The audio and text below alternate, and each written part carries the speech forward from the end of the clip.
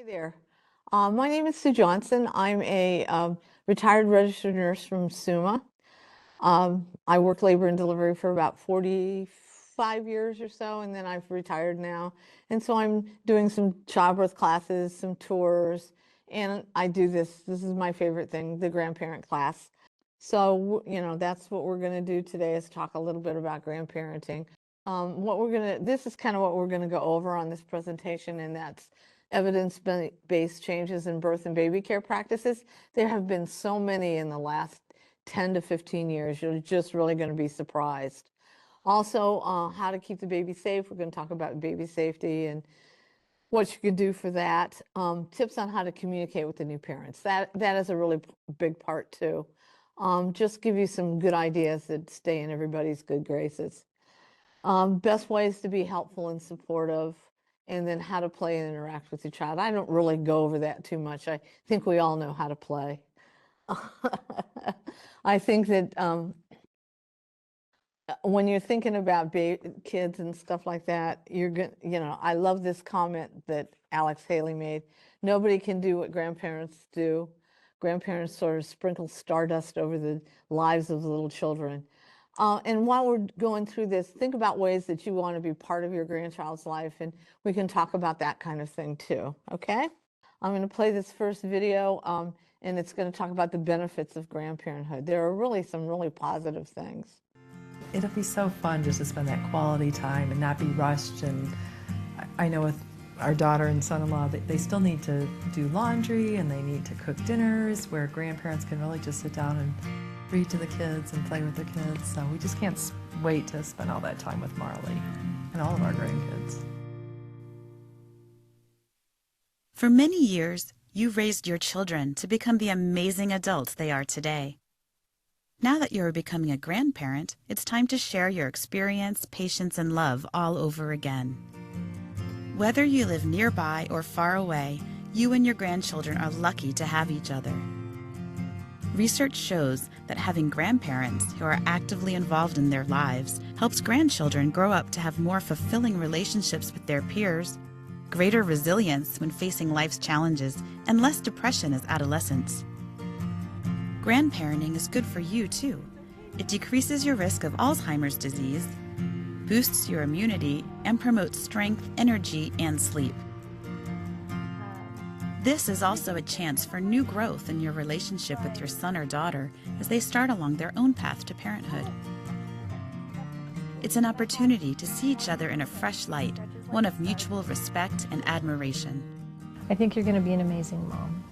I really do, and I think that, I listen to you talk about like how she's moving and what hours of the day, and I think I was pretty in tune with myself when I was pregnant, but I wouldn't have been able to know all of those things.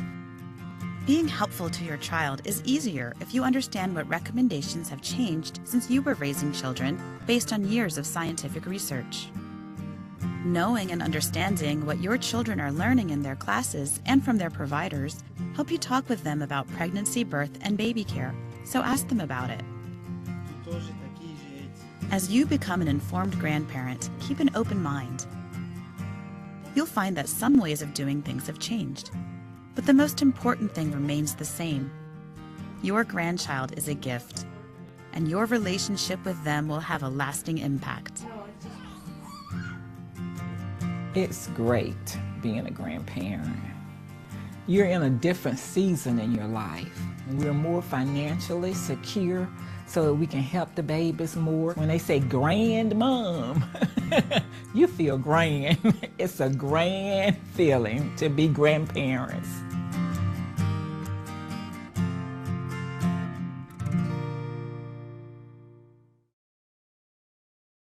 So the benefits, of course, you heard the relationships with their peers and stuff that are for the kids, greater resilience in facing life challenges, less depression in adolescence, and it also is less depression in you as the grandparent. Also, the fact that it decreases the risk of Alzheimer's boosts your immunity, because kids, let's face it, they're a little bit of germ factories. So you're really going to be exposed to a lot of stuff. And also just promotes strength, energy, sleep, gives you something to get up for in the mornings. I mean, the benefits to the grandparents are just overwhelming. We're going to start out with talking a little bit about birth and mother care. I think one thing you might want to, we're going to talk about what has changed since you had a baby. That's really the important part here.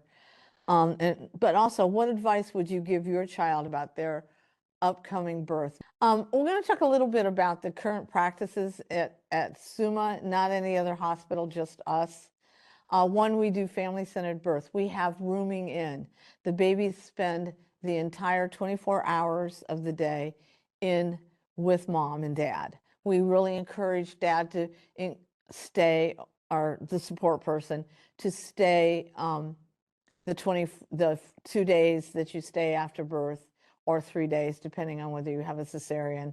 You're going to stay 3 days. If you have a vaginal birth, usually you stay 2. And we really want that because we want to make it family-centered. We want to touch base with that other support person with you, so that these babies are going to be really cared. Also, ask your kids, do they have a birth plan? And encourage them to fill one out. You can get them, we give them if you come to our childbirth classes, or you can get them offline, or I mean online.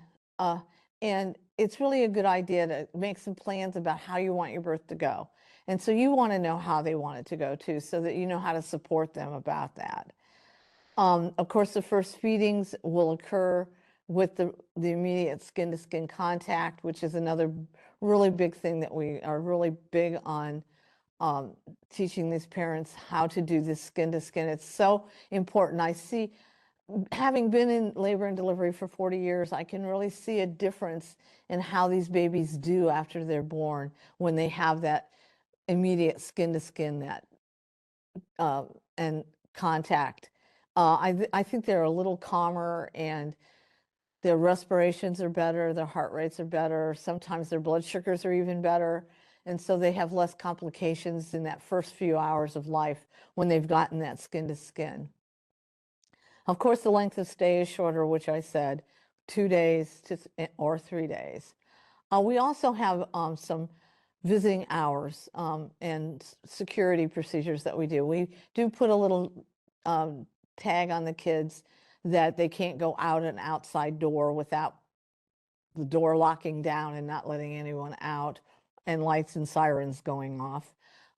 So therefore, we've never in my entire 40 years of working at Summa have we ever had a baby stolen. So that's a real positive. And our visiting hours are a little bit different. In labor and delivery, we only allow 2 people in the room for the entire labor process. So be understanding as to who they pick to be that person. Usually it's one is the support person, the other one is maybe mom or mother-in-law, or, you know, just be supportive of whoever they've chosen for that second person and make it a little easier for them. During their stay on postpartum, and they can have up to 5 people at a time in the room, and they can interchange. They don't necessarily have to stay the entire time, just those 5 people. It can be other family members. Usually, unless there are siblings, children aren't permitted up on postpartum, but the siblings are definitely invited. We want to, again, bring them in together as a whole family and do that family-centered birth kind of thing. The only other thing I will say is that a lot of time when I do my tours, I tell everybody, you know, mom, dad, just kind of stay at home. There's nowhere to really party hardy like we used to do in the 60s and the 70s, where everybody would be there. When my daughter was born, I think there were 10 people in the waiting area waiting for her to come. And we just don't have that area anymore. So a lot of times it's just better to stay at home until you can actually get in the room and see the baby, which is after they get to postpartum. The hospital also locks its doors from 8 p.m. to 8 a.m. every night, and doesn't have visitors other than the person that's staying in the postpartum room with mom, usually the support person. So that means if you have a baby who's born in the middle of the night, you're really not going to be able to visit that baby until probably 8 o'clock the next morning when they're on postpartum. Now, those are strictly at Summa, so you'd have to be delivering at Summa. So that's our birth practices. So we're going to move on, and we're going to talk a little bit about postpartum emotions. So they were both a little bit overwhelmed. My daughter was definitely teary, which we never see in her. She's not a teary person at all. That was very different for us, and so we just wanted to be there to support both of them emotionally and physically. We know a lot more than we did before about how changing hormone levels, a lack of sleep, and other stressors can affect both parents emotionally. For example, about 80% of all new mothers experience the baby blues. These feelings of worry, sadness, and fatigue occur during the first couple of weeks and usually go away on their own. The best treatment is getting as much rest as possible and lots of emotional support. We also know that about 15% of new mothers develop perinatal mood and anxiety disorders, also called PMAD, which are more extreme and longer lasting than the baby blues. Symptoms include crying or sadness that doesn't go away, irritability and anger, difficulty bonding with the baby, feeling anxious, panicky, or out of control, having problems eating or sleeping, and mom having upsetting or intrusive thoughts about things like hurting herself or the baby. Everyone around the new mother should be aware of these signs because she may not be able to see them on her own. PMADs alter brain chemistry and are not her fault. You have so many people that love you, are here for you. It's hard, and you're the best mom I know. Fortunately, they can be treated with therapy and medication. Be sure to check in with mom often and ask how she's doing. And don't forget to check in with the other parent, too. Having a baby can also be hard on the partner's emotions.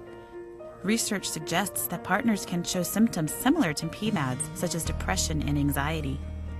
Symptoms may also include angry outbursts, impulsive behavior such as gambling or drinking too much, and overworking.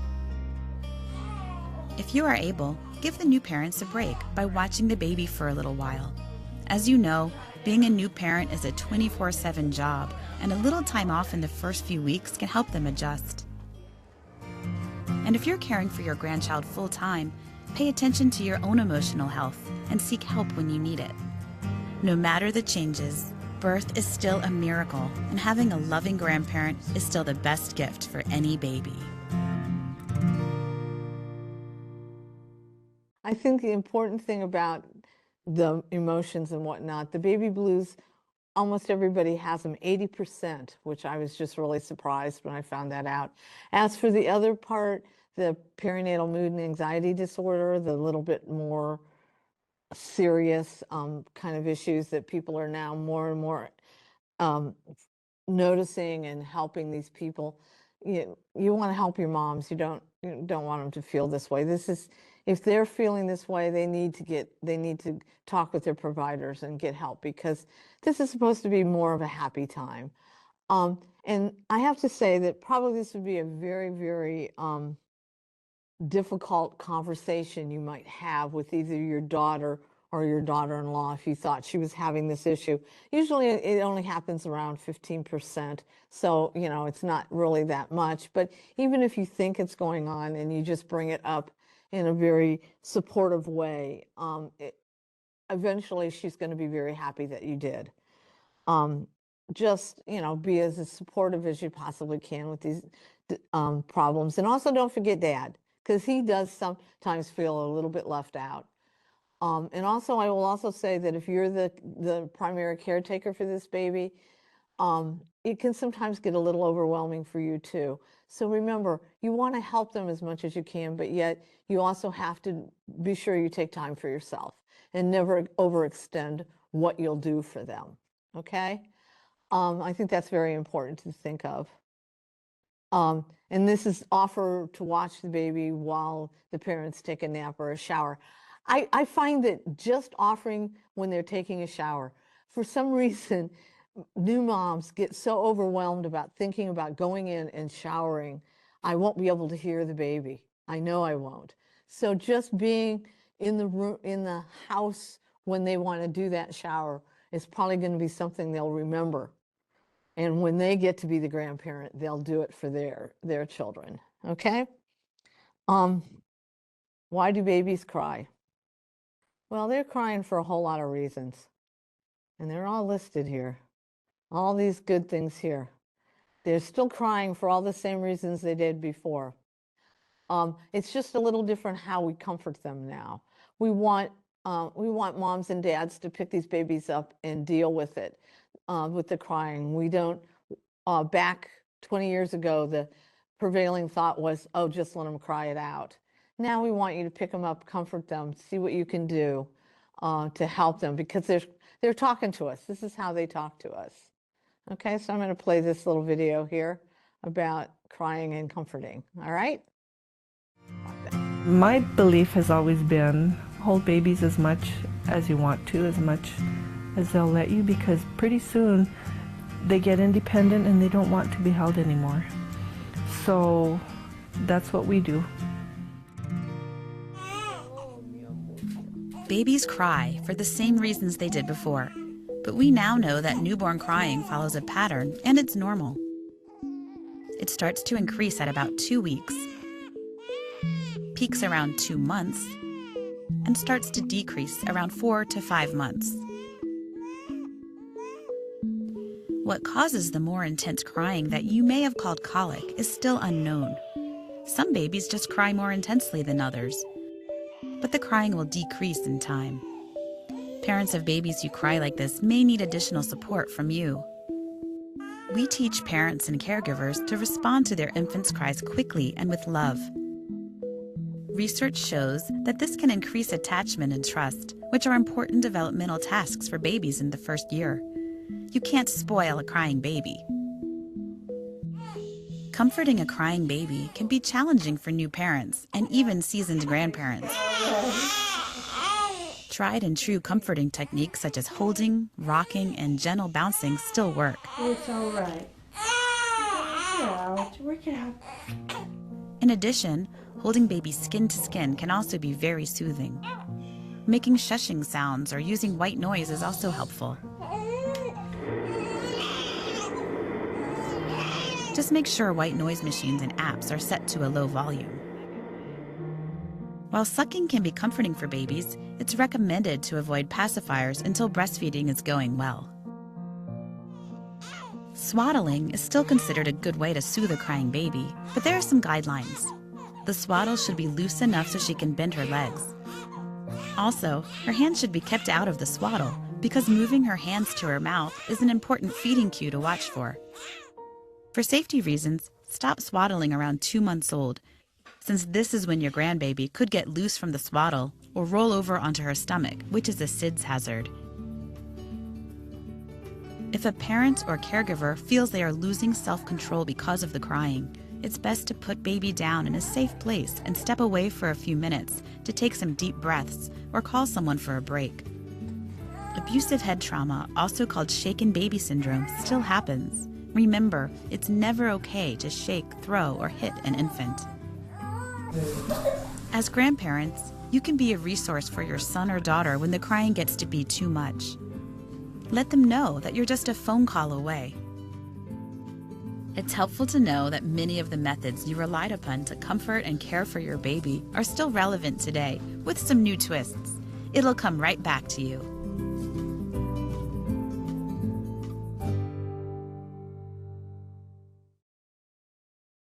Really like that video where it showed the crying and how it intensifies up to about 4 months and then comes back down. I think knowing that it's going to get better at some point in time with your kids will really help them if you can share that with them. It's really a positive thing because they don't call it colic anymore. They don't treat it with medication anymore. They really want you just to try to calm the baby as much as possible. And think about ways you use to calm your own babies and respond to the cries quickly with love. That's what they want. I also like the idea about if they're kind of just losing it and just had enough of the baby, that if you let them know that if they're especially feeling upset with the baby or whatever, that you're only a phone call away. Even if it's only just to talk on the phone for 5 minutes. I think of this as the quarter you used to give your son or daughter when they would go out on the date and they didn't like the date and they wanted you to come and pick them up. This is kind of the same thing. And just to be there, even if it's just a few soothing words in your voice, helps them deal with these babies. If at all that you think this baby has been shaken, you want to get help for the baby, because of course never should you ever hit or strike a baby or shake it. Okay? So those are just ways with coping. So, just think about how you coped, how other people have coped with the crying babies, and they probably always work. Okay? The next thing we're going to talk about are changes in baby care. And we're going to talk about all these things you see listed up there on the slide right now. I'm going to play the video. I used cloth diapers. And it was easier. It was work, but it was easier. You had a schedule. You did your diapers daily, basically when the children are asleep. I need my glasses to change diapers so I can find the tape, and get everything right. And then they're moving around, so diapering is hard. While many of the things you learned about caring for a baby are as current as ever, some have changed. Remember how you may have been told to bathe your baby every day? Now it's recommended that parents bathe their baby as needed, usually around 2 to 3 times per week. Research shows that too much water can dry out the baby's skin. Even hospitals now delay baby's first bath. Giving a newborn a tub bath instead of just sponge bathing is now considered okay by most providers, unless the baby has been circumcised. In this case, wait until the circumcision has healed before immersing your grandchild in a bath. When you bathe your grandchild, it's okay to use a little gentle, fragrance-free soap if he needs it, but his skin doesn't need lotions, oils, or powder. In fact, baby powder is not recommended at all because it can cause breathing problems. Also, parents are taught to keep the umbilical cord clean and dry to prevent infection, although they should follow whatever their doctor's instructions are. It's also recommended to fold down the diaper as the cord heals. Speaking of diapers, parents get to choose between cloth and disposable diapers. There is no right or wrong, it's personal preference. While disposable diapers are very convenient and now have wetness indicators, cloth diapers have come a long way too. Parents can wash their own diapers or pay to have them cleaned by a laundry service. The number of boys who are circumcised has decreased over the years. Since there isn't research showing that all babies should be circumcised for medical reasons, the decision will be up to your son or daughter. If they choose to circumcise, they can explain to you how to care for it if needed.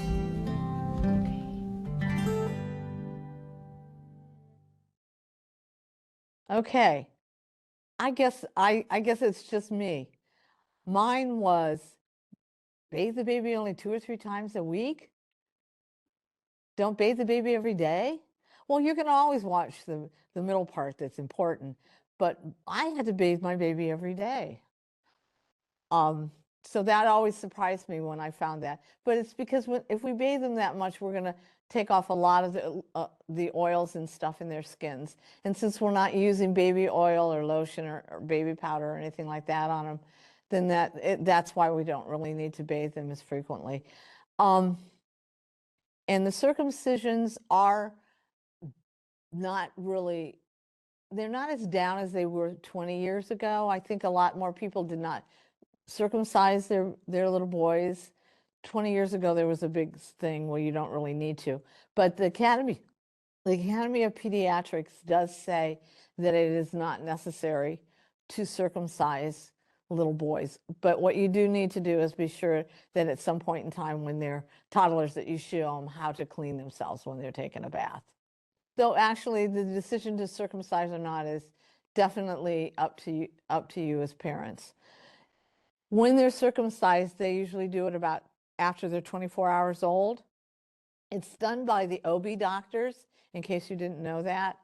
And the parents or one of the parents can go with the baby while they circumcise the baby, because that is the only time a baby's going to leave this mom's side, is to go to the nursery to be circumcised. Okay? Okay, we're going to talk a little bit about health and safety. I think this comment right here, never underestimate a child's ability to get into more trouble than not.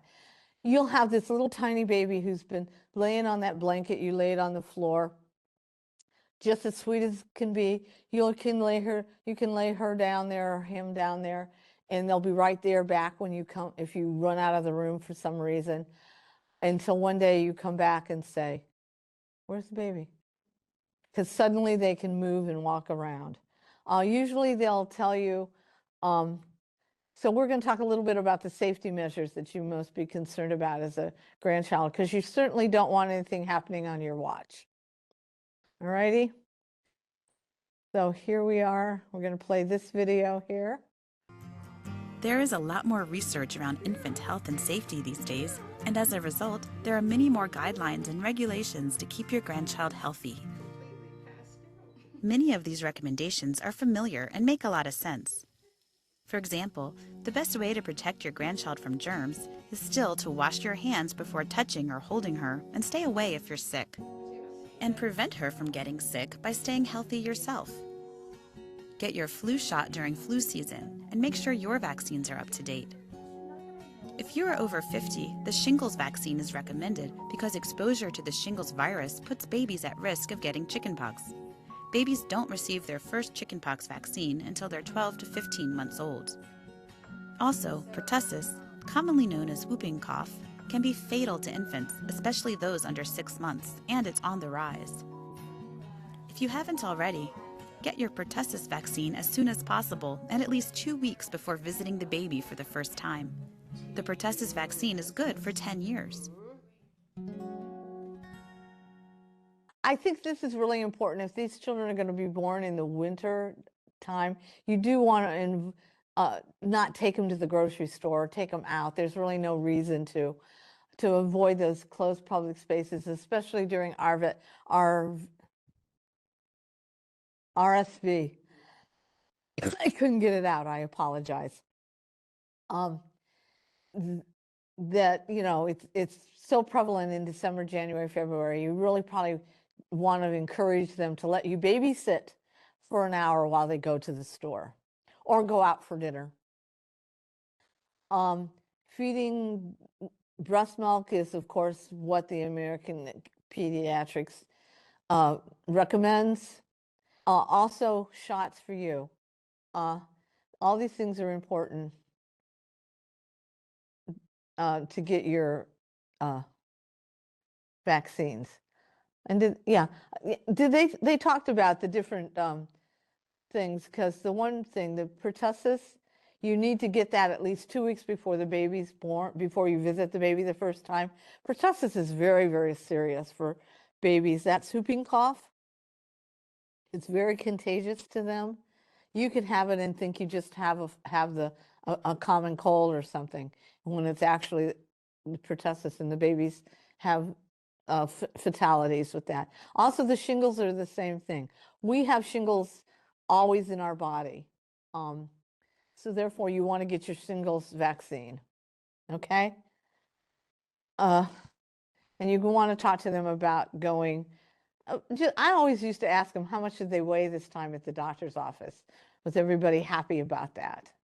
Okay, so please be sure to, the pertussis is the DPT shot, by the way, and sometimes it's good for 10 years. So if you get it for that first grandbaby, it'll last through the next 2 or 3. I think the 2 that are the most important are the pertussis and the shingles. The next thing that we're going to talk about is safe sleep.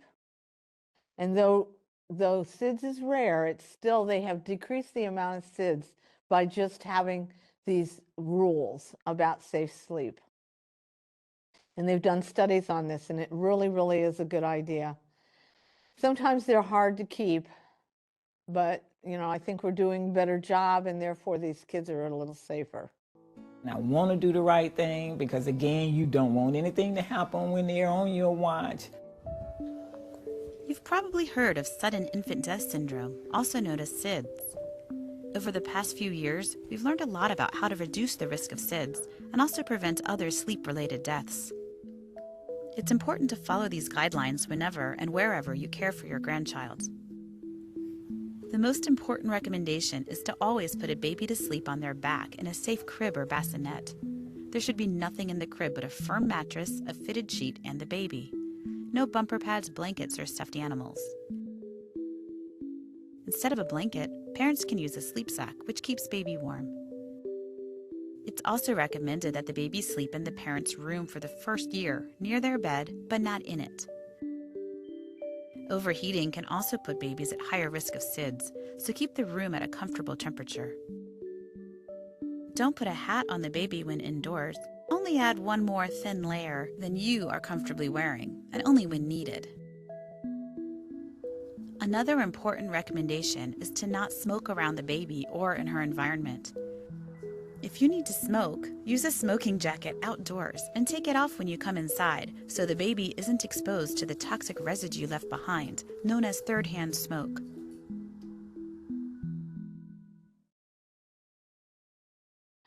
Yeah, one thing about sleeping in swings and bouncy seats and car seats, you wonder why they're concerned about that. Sometimes they don't have as much control over their heads, so they'll kind of go forward and they'll actually cut off their air supply. I actually had a support who worked in our unit whose little niece had that happen.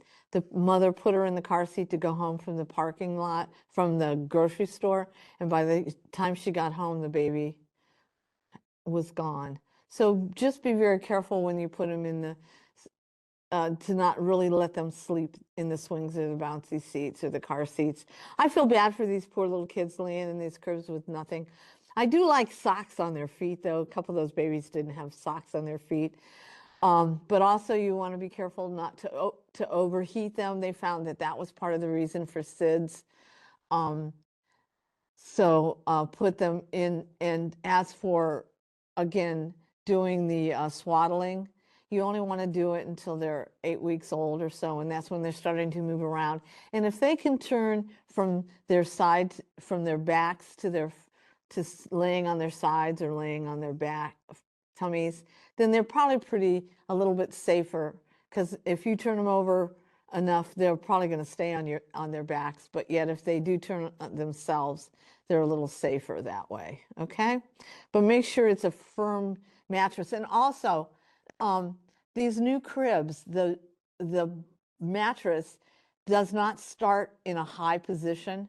You cannot change the position on these cribs, and that's one reason you don't want to use an old crib. You want them to be down low in the crib. I found that because I'm not very tall, that I liked having my daughter bring the kids over, and I had them sleep in one of those porta cribs because it's a little lower for me to get it in, but still they're in a safe environment. Okay? So I would recommend using a porta crib in your house instead of an expensive crib. But it also has to do with the slats. The slats should only be 2 1/8, and some of the older cribs have wider slats. And you notice there are no bumper pads in this bed. There is nothing hanging over the bed either, and those are all part of the safe sleep. Also, no blankets, no pillows, or anything like that. As for sleeping in their own bed, in your room for a year for the parents, I don't know. I didn't do that with my kids. I was a bad mother, I guess.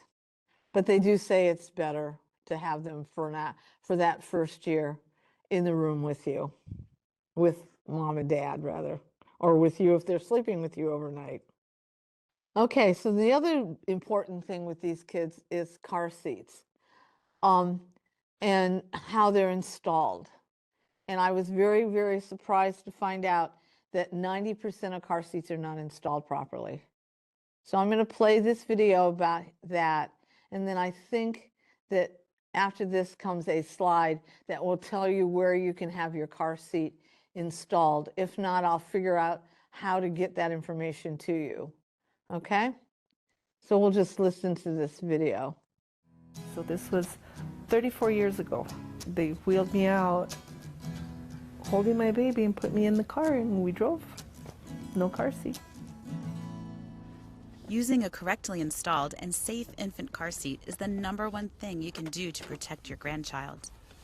The American Academy of Pediatrics recommends that all infants ride rear-facing, starting with their first ride home from the hospital. All infants and toddlers should ride in a rear-facing seat as long as possible, until they reach the highest weight or height allowed by their car seat's manufacturer. Always place the car seat in the back seat because the impact of a front passenger airbag could seriously harm the baby. Plus, the back seat, especially the center position, is generally safer in a crash. Because there are many different car seats and ways to secure them, it may not surprise you to know that more than 90% of all car seats are installed incorrectly. Fortunately, you can find a car seat inspection center that helps you install your seat free of cost. To check for a facility near you, go to safercar.gov. If you plan on transporting your grandchildren, buy an extra base that fits their car seat. That way, the car seat can just snap in. Don't forget to have it inspected. Another thing to know about is hot car safety. Every year, children suffer from heat stroke or worse from being left in a car. Never leave a child alone in a car, even with the windows rolled down. The inside of a car can reach dangerous temperatures. The vast selection of baby equipment can be overwhelming. To help determine what's safe, visit government consumer protection websites that list product recalls and recommendations. When it comes to what equipment the expectant parents need, let them decide. If they ask for advice, give it, but don't criticize their choices. Offer to fill out and send in the recall cards that come with the baby equipment. That way, parents will receive safety alerts without needing to check for them. Terica would always let me know, Mom, you need to do it this way. Mom, you can't do that. You can't lay the babies on their stomachs anymore. You have to flip them over. So she's going to keep you abreast. She's going to give you, when she leave them, she's going to give you a little chart and that you need to go by, a little schedule. Recommendations have changed about being outdoors as well. During the summer months, keep baby out of direct sun, especially between the peak hours of 10 a.m. and 2 p.m. When adequate clothing and shade are not available, you can apply a minimal amount of sunscreen with at least 15 SPF to small areas, such as your grandbaby's face and the back of her hands. Insect repellent with DEET is not recommended for babies under the age of 2 months. Just try to avoid being out at dusk and in areas with a lot of mosquitoes. For older babies, the repellent should contain no more than 30% DEET. Outside or in, pets are wonderful, but never leave your grandchildren alone with them. Also, don't leave babies alone with young children either. Pets and children can be unpredictable. There's a lot to know about infant health and safety, but if you use your common sense, respect the parents' choices, and follow the new recommendations, your grandchild will be safe and secure in your arms.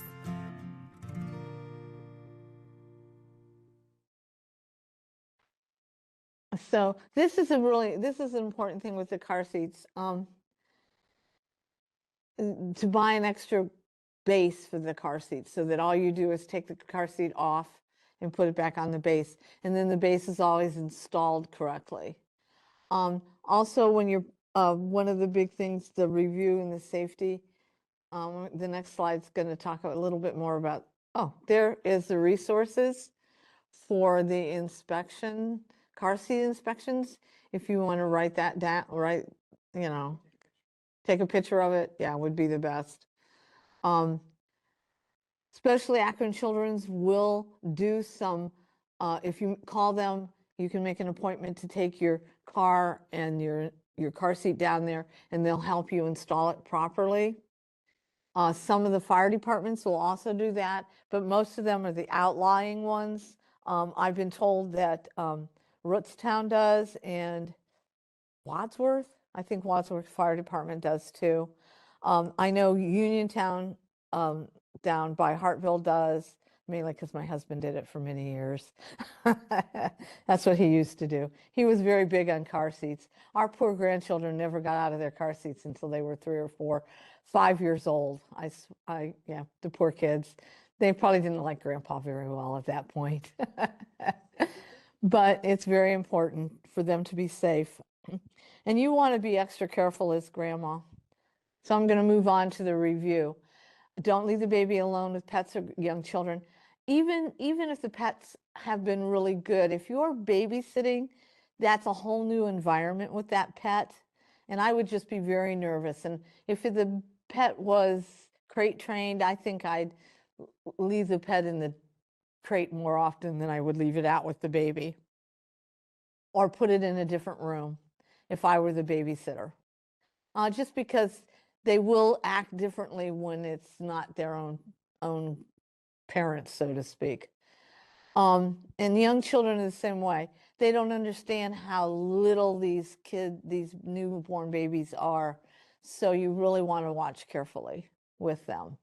Also, you want to set your hot water heater to warm 120, no higher, just so that you don't have any scalding with the baby or anything like that. And really and truthfully, a baby can drown, even a toddler can drown in 2 inches of water. If you're mopping the kitchen floor and they pull up the stand on the bucket you're using, they can fall in there and drown with just that whatever amount of water is in there. So that's really be alert for that. Ask your kids to post the emergency numbers when you're babysitting as to what they want you to call. That's a really good idea. And also to make a fire escape or disaster plan. Do one for your own home, plus do it encourage the parents to do the same.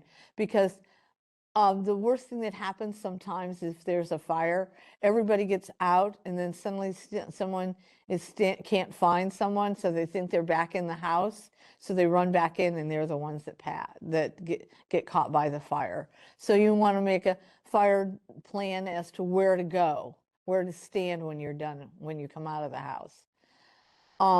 You also want to check for children when you're pulling out or backing up. Kids are kind of short, and you always want to make aware of where they are. Usually the best thing to do is to have mom or dad hold the baby as you're pulling out. They're standing outside waving bye to you, that kind of thing. Check your smoke detectors and CO detectors every 6 months. Trust me, I'm the wife of a firefighter. I have a fire alarm in every one of my houses. I hate when they go off when I'm cooking. And you do want to check them every 6 months. Usually you can get free batteries at the fire stations. Okay, I think that covers all of the other safety things. It just says program the emergency numbers into your phone. Most importantly, the parents' numbers would be an important thing, but you should already have them in your phone. It's the next thing we're going to talk about. And that is childproofing the house starting around 3 to 4 months. I have to tell you, my grandchildren range in age from 26 to 22. My house is still childproofed. I have all these little things you can't open my cupboard doors without putting your finger down to pull them out. I have covers on the outlets. It's really kind of funny. But the most important things that childproofing that you want to think about are the button batteries. We're older, maybe wear hearing aids with button batteries in them. They're very, very dangerous for children. Yes, I know. I think it's Eveready has said they coat it with something that tastes bad, so the baby's not going to swallow it. These babies are like, if you ever know what a lab is like, they're very food motivated. Well, so are babies. They like to pick up everything that's on the floor, and the first thing it goes is in their mouth to see if it's edible. And even though it tastes bad, they may not spit it out, they may swallow it, and swallowing a button battery is the problem. The acid in there works on the battery, and they can have some terrible burns in their abdomen, in their stomachs. So put those button batteries up where they can't find them whatsoever. Put them right up there next to the medications that you're going to lock up for the next 20 years. Because it is very, very important never to let the kids see where you're getting your medications from. You think they're not really paying attention, but they are. So you want to put them on the high shelf. You want to put them in the locked cupboard when they get a little older and can get into the cupboards. I know it's a problem for us older people, but it really is important because the studies that they've done on teenage kids who start and get addicted to drugs, where did you get your first drugs? Grandma's cabinet. I don't want to be that grandma, so I always locked mine up. In fact, just now I unlocked them. So that, make sure you do that. There's also things to install for drawers in the cabin, like in their dresser drawers, that you can't pull them out because those are little toddlers that are crawling around and standing up on everything they can. They'll pull those out and then the dresser will fall over. So they have ways that you can attach them to the walls. Of course, the Venetian blinds, everybody knows to really put those cords up high. We used to call my daughter's home a gated community because we had gates wherever we didn't want those 3 kids initially going. She, by the way, has a 4th. That's where I get 6.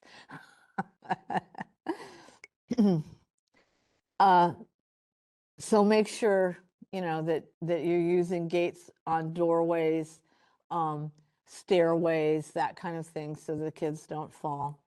And just leave them in your house. It's very, very important because you're going to be babysitting at some point in time. They're really not expensive to put them in and pretty easy. And that's why I've just never taken them out. I know how to open the door. So do the adult children now too.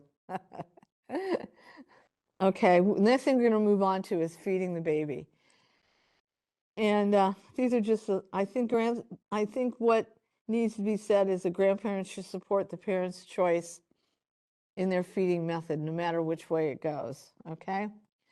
I think that one thing that I notice is that more and more people are breastfeeding. Probably 75 to 80% when I teach a childbirth class will raise their hands and say, yes, they are going to try to breastfeed.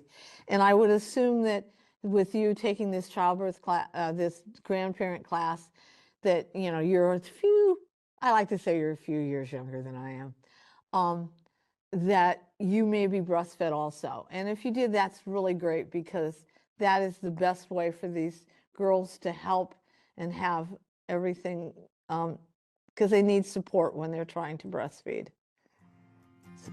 I breastfed all of our children, but it was so much more of a private thing. It seemed like I went into a different room. I made sure I was always covered up. Where breastfeeding has come so much farther now, where it's publicly accepted. Chrissy's not embarrassed about it at all. She knows that Marley needs to eat whenever she needs to eat, and is very comfortable with breastfeeding. And she feels so supported by so many community members, and to be able to breastfeed out in public. So it's come so far that it's not a hidden thing anymore, but it really something to be very proud of. Today, about 80% of new mothers choose to breastfeed their babies. Why? Research shows that babies who are fed only breast milk have a lower risk of asthma, childhood obesity, type 2 diabetes, ear infections, and SIDS. Breastfeeding also has health benefits for mothers, including lowering the risk of some types of cancer. In fact, the American Academy of Pediatrics recommends that babies be given only breast milk for about the first 6 months. This means no water, juice, rice cereal, or formula. They also recommend continuing to feed breast milk in addition to solids through the first 12 months and for as long as mom and baby would like after that. We now know that the thick, golden early milk called colostrum is packed with antibodies to protect against illness. That's why feeding the baby as soon after birth as possible is so important. We also know that breast milk changes to meet babies' needs as they grow or if they get sick. It's the perfect food.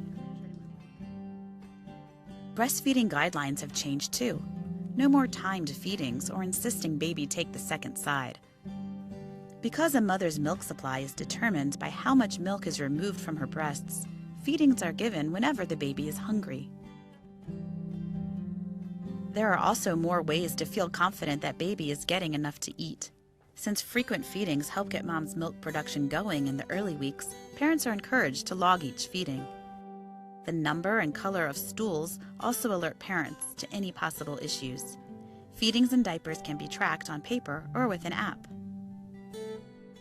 By the way, it takes several weeks to establish a milk supply, so it's recommended that you avoid giving a bottle or pacifier during this time.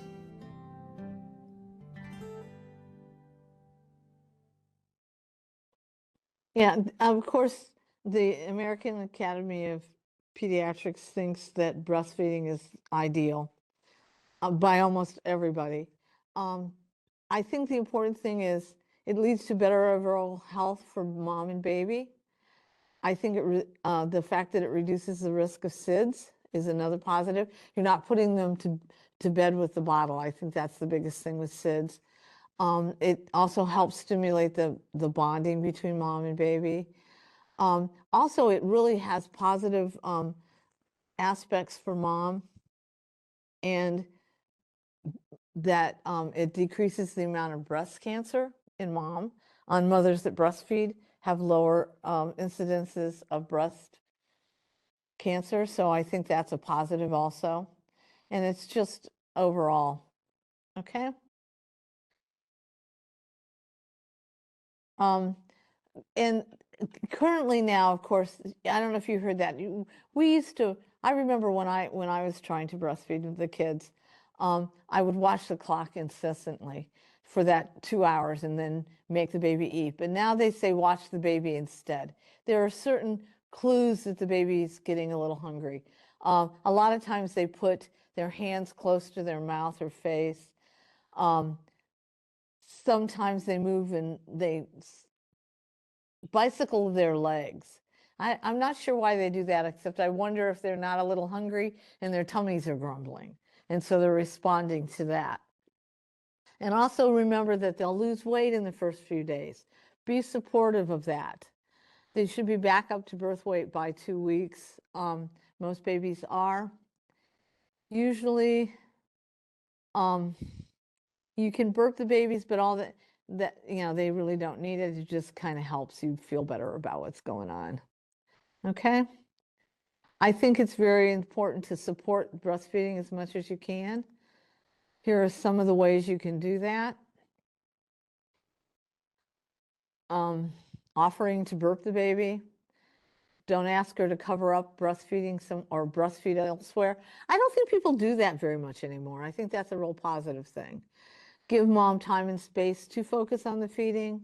Be encouraging. This is where you as a grandparent can really influence her as she breastfeeds by being encouraging and complimentary on how well she's doing at it. And my big thing, avoid asking the question, do you think they're getting enough milk to drink? Don't say that. Don't ever say that to anyone. I am now a little bit older than the 57 I like to say I am. And I still can hear my mother-in-law saying that and how much it grated on my nerves. Learn about safe handling of breast milk. I'm going to play this video on the breastfeeding, and then I'll go over how to be safe when they bring you the breast milk in case you're babysitting while they're going out to dinner or something, okay? Now being back to work, I think it's challenging trying to pump while she's at work and then make sure that the milk is properly stored. And then we bring it to our house every day to feed Marley. So I think pumping is another challenge, but she's, once she was back to work in a good system, that seems to be pretty easy now too. Research has shown that mothers are more successful at breastfeeding when they are surrounded by people who encourage and support their decision. Avoid asking if it's feeding time or if the baby is getting enough to eat. If you breastfed successfully, remind her that there is a learning curve and share how you overcame any challenges you had in the beginning. Bring mom a glass of water or a snack, or offer to log the baby's feedings and diapers in the early days. You can also help burp the baby. If mom is having any issues, the earlier she gets help, the better. Fortunately, there are many more resources available to new breastfeeding mothers these days. Hospitals usually have a certified lactation consultant on staff, which is a breastfeeding specialist. Okay. Tell me about the latch. Does it feel like she's always getting a good latch? Many hospitals also offer outpatient breastfeeding clinics and new mom groups. If she needs it, you could offer to connect her with these resources. If you are caring for your grandchild for long periods, for instance while your son or daughter works, learn about how to store and prepare pumped breast milk and how to provide it in a bottle. A lot of thinking around breastfeeding has changed over time, so always follow the new parent's lead and learn what you can about today's breastfeeding practices. The more informed you are, the more helpful you can be. I think one thing about saving the milk, if they bring the breast milk over to you, I think it's good to know that if they've pumped it immediately and it hasn't been refrigerated, it can stay up to 3 hours before you refrigerate it. In the refrigerator, it's good for 5 days. In the freezer, it's good for 5 months. Never really put the breast milk in a microwave. Usually, I used to heat mine up in a bunch of hot water over the stove, because in the microwave they'll have hot and cold spots, and that it's just not a good idea. As for in the supporting, of course, that's what you can do. And after you heat it up, you really should throw it away if they don't eat it all. And don't be breastfed babies usually take like maybe an ounce or two at the beginning because their tummies aren't very big. I know it's really handy to have a bottle that you have the exact amount that you're going to give that baby. But if you try to overfeed them, they're just going to give it back to you. So, but you definitely want to, breastfeeding, everybody can do it. I can assure you we do a lot of... Now being back to work, usually in the hospital, we have our lactation specialists will come around, help everybody with the breastfeeding and the latching. Everybody gets really uptight about getting that baby on the breast. And so they'll give all the kinds of support they want. That you can also call back into the lactation. You can have your son or daughter-in-law, call back in. We do classes for the breastfeeding after they deliver. I mean, we really try to be as supportive as we possibly can with this breastfeeding. And again, they can be very successful. I can assure you that when my daughter announced to me when she had her babies that she wanted to breastfeed all of them, I said, okay, I'll help you. I had not a clue. I had to talk to the lactation people to see how we would do it. And we worked up how to breastfeed them. And she successfully breastfed all 3 of the triplets until they were over a year old. And now they even have you breastfeeding even longer. So it was very successful. I was shocked at how well it worked for her. One thing that we did do, I did stay with her for 5 weeks after she delivered, and she would let me do the 3 a.m. feeding so that she got, like 4 or 5 hours of sleep continuous. And I had to finger feed them. So I put my finger in their mouth and then squirt a little form of the breast milk around my finger, and they'd suck on my finger. I used to tell them, I took that opportunity to tell them I was their favorite grandmother. And I do think they probably remember that at 26. I don't know. I like to think they do. There are other changes in infant nutrition are out there also over the last few years. And one thing is not introducing solids until 6 months of age. And then you want to always introduce the solids with a spoon. You don't want to put the cereal in the bottle or anything like that with a little bit of breast milk or a little bit of formula. You never want to do that. It always should be on a spoon. And then you're still going to continue to give them breast milk or formula at least for the first 12 months. And actually, they're now recommending that you breastfeed as long as mom and baby would like to after the first 2 years. They're even saying take it all the way up to 2 years. I know it gets a little dicey sometimes when you know, with other people making comments or whatever, but just know that it's just the best for the babies is what we're looking for. I think it's really important to wait until they're 6 months old before you introduce the solids too, okay?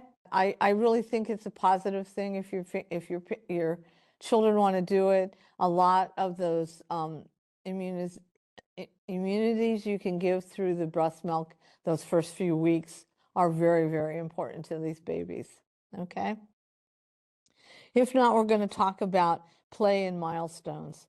And I love this comment here. The simplest toy, one in which even the youngest child can operate, is called a grandparent. I actually would amend that a little and say the grandfather, because we know how much these grandfathers love to play with these babies, okay?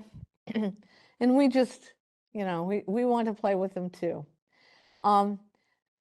This next video is going to talk a little bit about stimulating their senses and their play and development.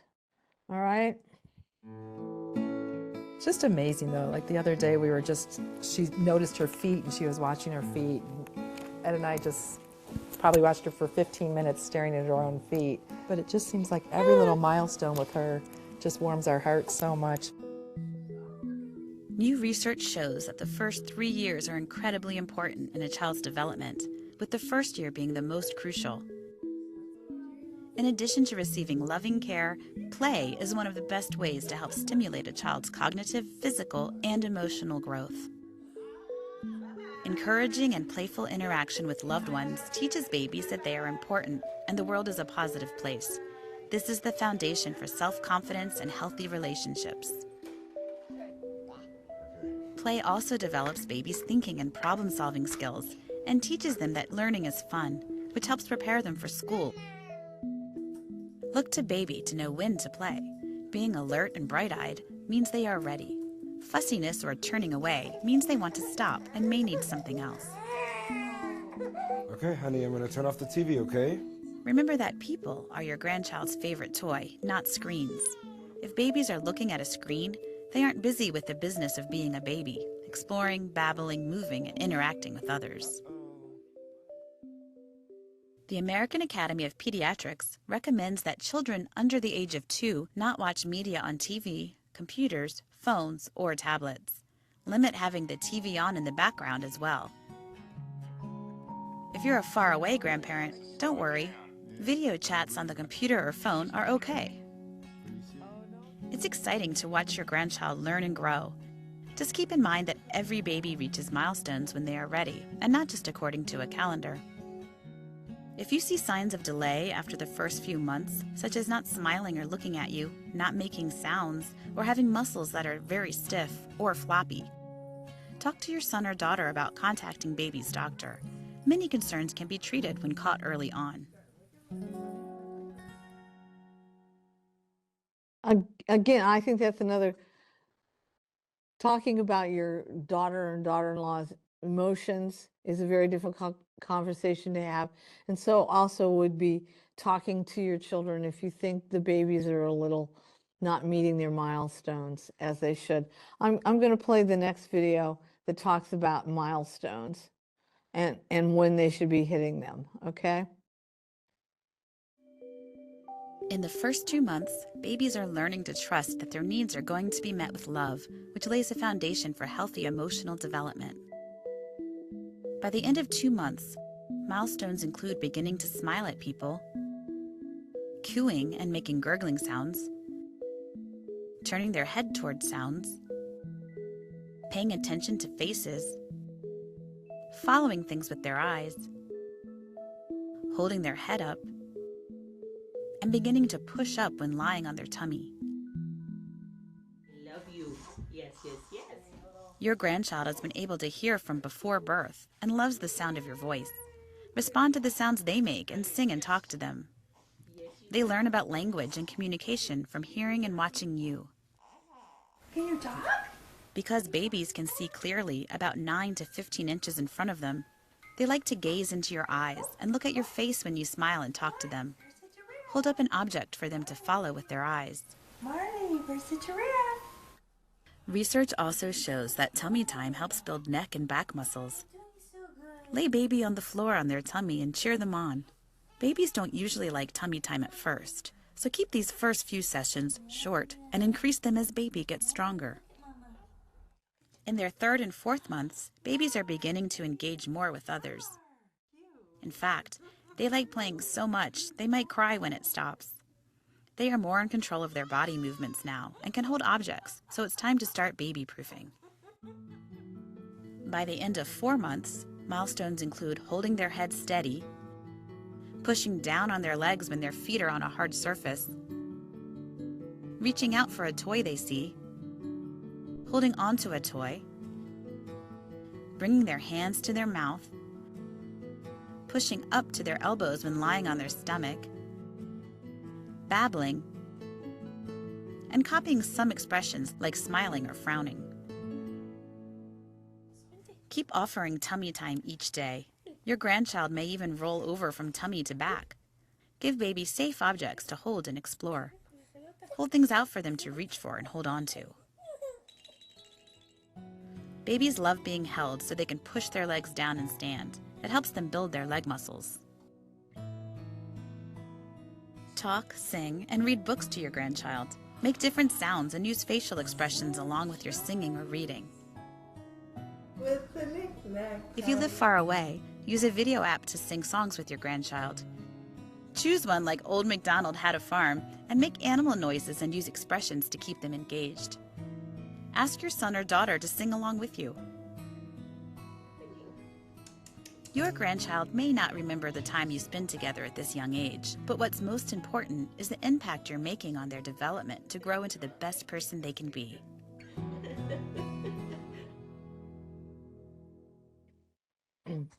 Remember that every baby does these things at their own different paces, but yours are going to be great and they're going to be doing all this really good stuff. You're going to be so excited about when they start doing these things. In fact, I think the best part is when they kind of roll over from their tummy time to their back, because the babies do need tummy time, so you do want to offer that. A lot of times that little breast pillow that they've been using for breastfeeding, you can put that down and prop them up on that, and they're a little happier doing the tummy time. But, you know, it is something that you want to offer them. I also, because both sets of my grandchildren lived not in the area, I made photo books of all the family members and whatnot so that my daughter could show them babies. And FaceTiming is so great with these babies, singing and reading them books at the same time. It's really a good way to keep touch. And you worry about whether they're going to remember who you are or whatever. And truthfully, they do. It is so funny. Well, for one thing, my one granddaughter thought I lived at the airport because I would have to fly to see her. And whenever she would get close to the airport, she would say to her mom, "Can we get Grandma?" She thought I was always at the airport. And the other thing, that was the one who lived the farthest away. And my children had to move to Guam. My son was in the Navy. And the youngest one was, I think he was like a year old when they left. So I had some time with him a little bit. I waited about 3 or 4 months, which is about all I could go, before I had to find out how much it was going to cost me to go to Guam and pay it and go out there. And I was so afraid that he would forget who I was. But he came running, he was walking by then, and he came running right up to us and calling me Grandma. So they do know the more you talk with them on the phone. And also, if you're the babysitter and mom is working, if you want to do a quick video of what the baby's doing at your home, that also helps them transition to working and knowing the baby's being well taken care of by you. Okay? But it would be very difficult if you didn't think they were meeting their milestones. They're probably already thinking it, and if you just bring it up, I mean, I think it will mean the world to everybody. Don't be afraid. So, your support role. A grandchild is a miracle, but it's also a renewed relationship with your own children. It is so interesting to see your children in a different light. And you will. I just imagine. I always thought about when I would see my kids, I would think as they got older, oh my gosh, she's a grown-up now. The first time my son pulled out his card and paid for my dinner, I knew that he was an adult. A little thing. But you also want to have healthy boundaries and communication with these kids. So this is going to talk a little bit about that, okay? I told her, okay, I am coming to be your support. We are coming to be your support. I understand this is not my baby. This is your baby, and I'm not going to take over as the baby's mom. So I'm going to get my direction from you. You tell me what you want. Grandparenting is a chance to get to know your son or daughter in a whole new way as parents.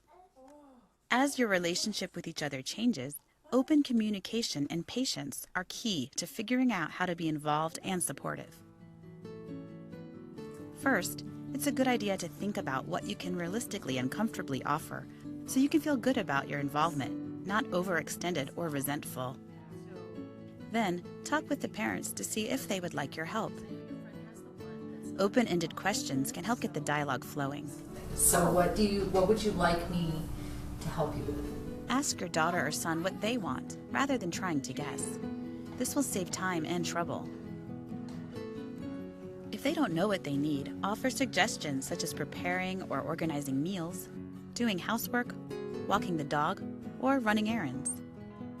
Another way to help is to offer to watch the baby so the couple can get some time together. Focusing on the relationship is often overlooked. Alone time is also important, so be supportive if mom or dad want some solo time. When it comes to big gestures such as coming to visit for a long period of time or buying new baby equipment, check in with the parents first and respect their wishes. Her parents would drive up on Friday night halfway and meet us and take one of our kids, and I always remember that, so that's what I strive for, to go out of my way to help them, because I totally understand it. Remember when you had your first child? What did your parents do that you really appreciated? Or is there something you want to do differently? Learning from your own experience can help guide you. When I was having kids, I had to stay in the house for 6 weeks. And that was just the old tradition, that after a baby, the woman's body needs to heal. And I didn't. I want to pass that tradition on. Like you did, let your son or daughter learn what parenting style works best for them. Even if you think you know how to do something better, try not to give advice unless asked. Babies are resilient. They'll be fine if they have a loving family working together to meet their needs. If you think the baby's well-being is at stake, frame it in a neutral way. So is it okay to have rollers on these now? Because I don't think it was. Well, it is as long as they have locks. Asking for clarification rather than challenging them can lead to an enlightening conversation and healthy outcomes. A lot of things have changed, and some of the recommendations can be confusing. If you are going to be a regular caregiver for the baby, you may want to create a baby care plan with the parents. This can include basics such as diapering and feeding routines, who to contact in case of emergency, and other important information. Ask the parents to list their do's and don'ts, such as holding the baby rather than keeping them in the car seat for long periods of time. Knowing what the expectations are leads to fewer misunderstandings.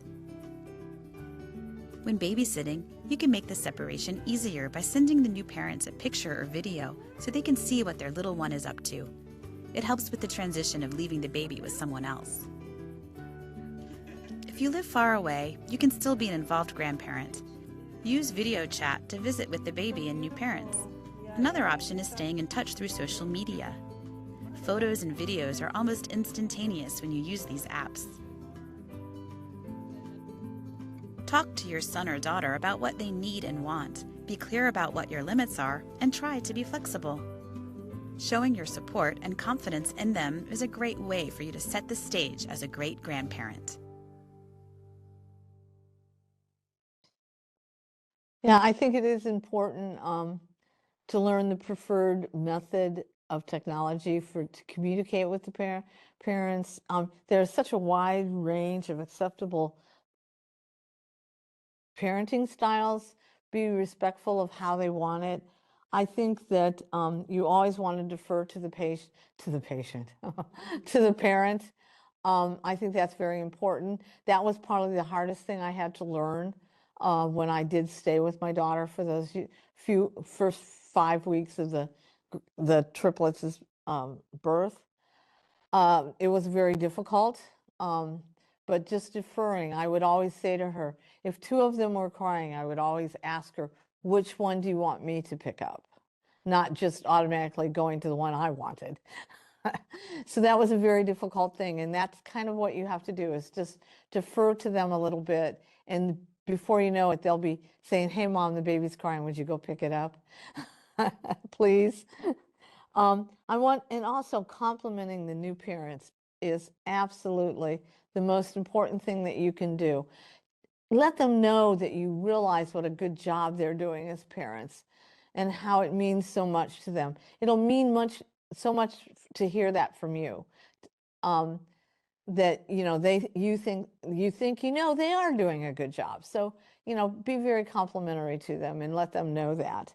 And of course, never ask if the breastfeeding baby has enough milk. That's the big no-no. I think that's the biggest thing that you can do, is just to communicate between the 2 of you what is good for you, what's good for them. And these are the different ways they talked about. Offer to watch the baby to give them time. Do chores or errands so they can take, you do the chores and errands and they do the baby.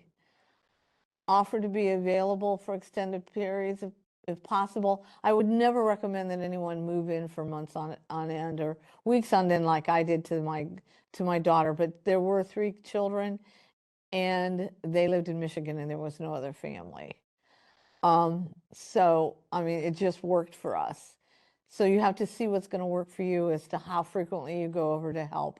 I came up with a new thing that I tell because I do teach the childbirth classes too. And when I'm talking about postpartum, I say that anybody who wants to come over and see the new baby should be either bringing something to eat or doing something for you in the house. If you want to see the baby, you have to throw in a load of laundry. And that way, and give them time, because you do want to give the family time to bond, but yet you want to be supportive of that too. So you just kind of have to gauge it. And I think the more you compliment these children on how they're supporting, I tell my daughter still, even to this day, that she was so much better mom than me. And we even had a conversation one day about what did I think was my strongest thing when I was raising her and her brothers. What was the one thing that I think back on now that I made a mistake in? And I was very frank with telling her what it was. And I think that helped our bond with the new babies and as our bond now. I mean, we spent 5 weeks together on a train and then we both came back alive. What can you say? Okay. Looking ahead, young people need something stable to hang on to, a culture, a connection, a sense of their own past, a hope for their future. And these are all the things that you as a grandparent can give to these children as you talk with them. I can't think of anything. Each area of time as these babies got older and everything were just a joy for me. And I know that it will be for you also. I'm jealous that you get to go through this. Okay, I have a couple of things that I've written down that I've found on internet and just things that touched me. And one of them is grandchildren just make you feel better when you're around them. They're the sunshine for your soul and the medication for your mind. A grandparent, this I really like also. A grandparent is a little bit parent, a little bit teacher, a little bit best friend, but also a little bit of a partner in crime, especially Grandpa. He's definitely a partner in crime. And I always thought I was in charge, but then I had grandchildren, and now I know who rules my roost and rules my life, and that is my grandchildren. Loving grandparents can make a big difference in grandchildren's lives. They're an extra form of support and guidance. Kids are happier and healthier if they have grandparents in their lives. You can tell them the life lessons. You can talk with them, fill them in about the family. They love, as they get older, to know about different families. Of course, Grandpa's telling them the jokes. That's good. We also make really good babysitters because we are invested in their lives. Also, you can be an influence of solidarity in helping with depression in both of you and the grandchild. But you can lend a sympathetic ear. If they're mad at their mom or dad as they get older, you can be that sympathetic ear, but still make sure they do what mom or dad say. There's a greater well-being in a sense of stability for both you and the grandchild. And honest to goodness, they make the best great friends in the world. And yeah, that's all I can say. Grandparents are just the chocolate sauce on the top of the ice cream. And I really am hoping that you can enjoy them and really have a positive time with your grandchildren. Okay, and that's all I have. Thank you very much.